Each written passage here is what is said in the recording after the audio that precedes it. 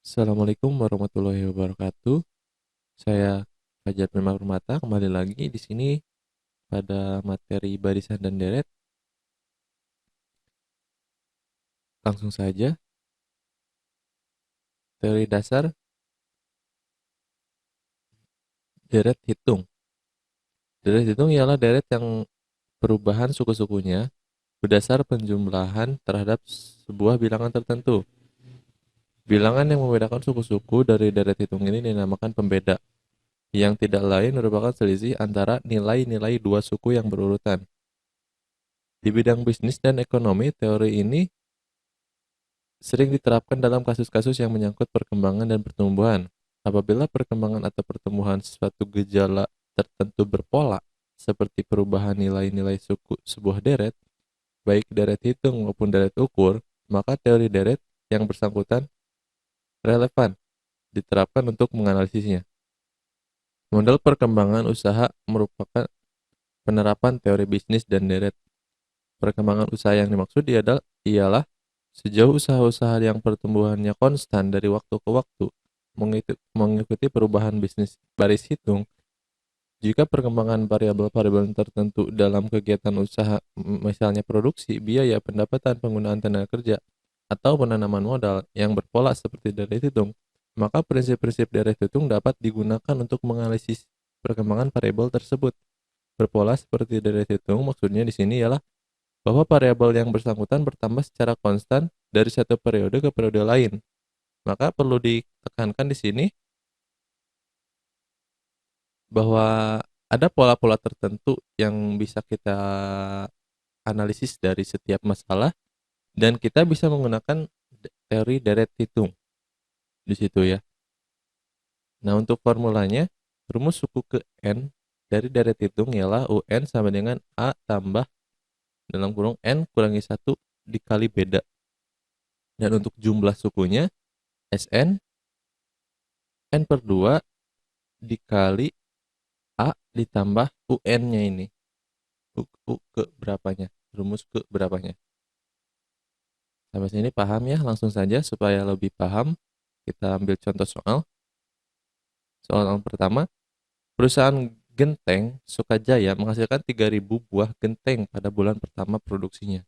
Dengan penambahan tenaga kerja dan peningkatan produktivitas, perusahaan mampu menambah produksinya sebanyak 500 buah setiap bulan. Konstan ya, 500 buah setiap bulan.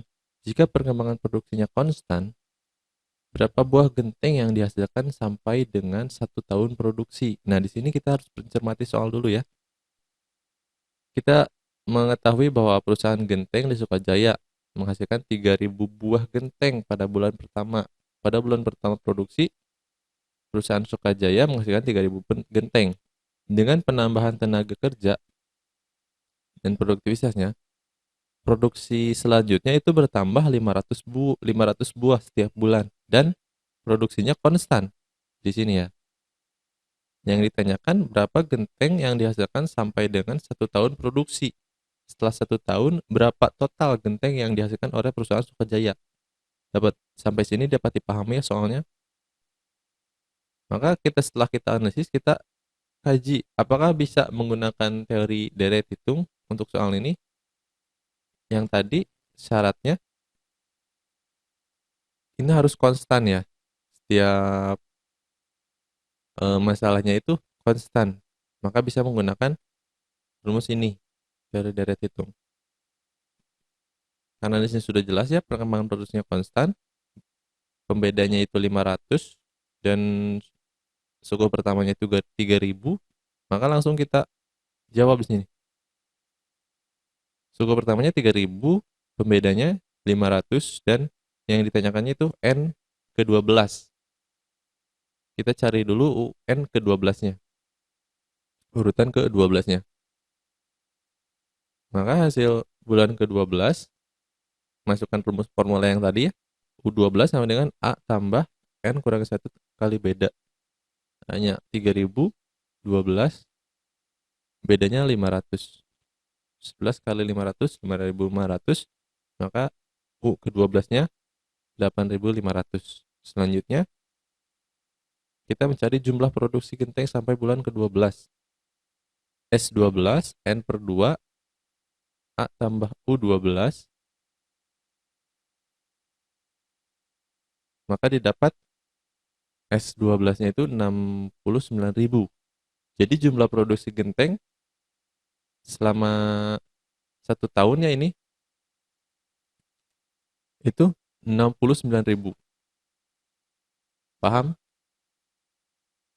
Jika masih kurang paham bisa diputar lagi videonya. Untuk soal yang kedua supaya lebih memahami ya. Berdasar penerimaan PT Cemerlang dari hasil penjualan barangnya sejumlah 720 juta rupiah pada tahun kelima dan 980 juta pada tahun ketujuh. Apabila perkembangan penerimaan penjualan itu berpola seperti dari hitung, di sini sudah dijelaskan berapa perkembangan penerimaan per tahun. Maka kita harus mengetahui dulu ya, jika ada soal yang seperti ini, mungkin kita bisa langsung menggunakan teori deret hitung. Namun, ada beberapa soal yang mungkin tidak dijelaskan seperti ini dan kita harus menimangnya dulu. Kita harus memilahnya dulu. Perkembangan penerimaannya per tahun. Berapa besar penerimaan pada tahun pertama dan pada tahun keberapa penerimaan sebesar 460 juta. Jadi di sini diketahuinya U kelimanya itu 720 dan U ketujuhnya itu 980. Yang ditanyakan U pertama dan tahun keberapa penerimanya itu 460 juta. Kita langsung coba jawab. Penerimaan tahun kelima itu 720. Maka dimasukkan ke sebuah rumus mendapat satu persamaan 720 sama dengan A tambah 4B.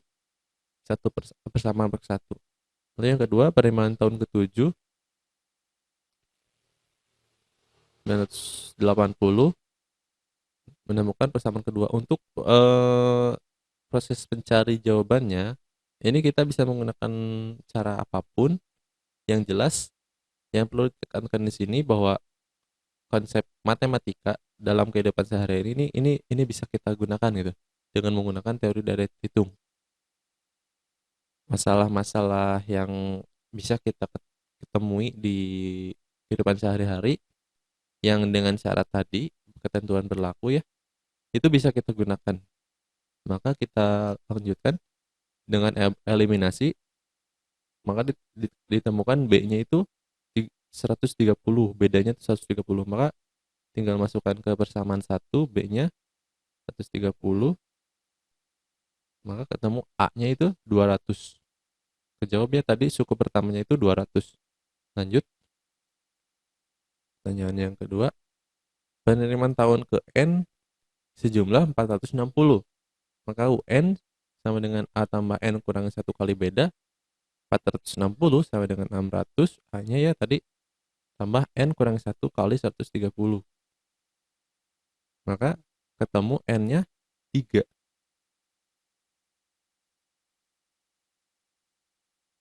Maka N-nya 3. Jadi jumlah penerimaan sebesar 460 juta itu terjadi pada tahun ketiga. Sampai sini mudah-mudahan paham. Terima kasih. Wabillahi taufiq wal hidayah. Wassalamualaikum warahmatullahi wabarakatuh.